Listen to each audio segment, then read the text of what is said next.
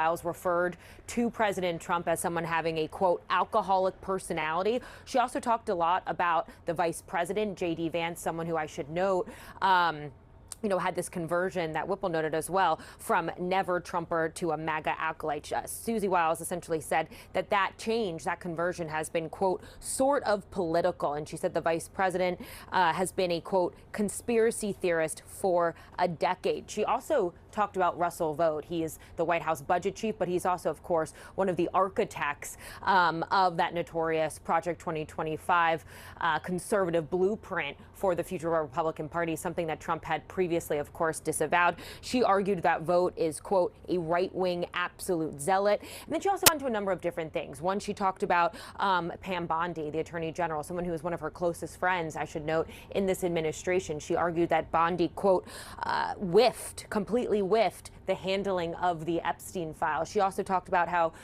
the president, who came in and offered a series of pardons to really roughly 1,000 people who were convicted for their crimes on January 6th, she essentially admitted that she had urged the president not to pardon those who had committed violent crimes on January 6th and on the Capitol attack. She also talked about how she disagreed with him sometimes when it came to tariffs, saying that she had urged him to delay some of the tariffs that he ultimately announced. And it goes on. There's a lot of other areas where she kind of talks about kind of disagreeing with him, but also ultimately her role is as a facilitator rather than, past White House chiefs that we've seen, notably people like John Kelly during the president's first administration, who at times tried to hold him back. She sees as her job trying to kind of shape what he does, but also not preventing him from doing what he wants to do. One very notable quote as well that stuck out to me, just given the context of what's very much in the news right now, is Venezuela. She admitted publicly that one of the goals of this administration and the president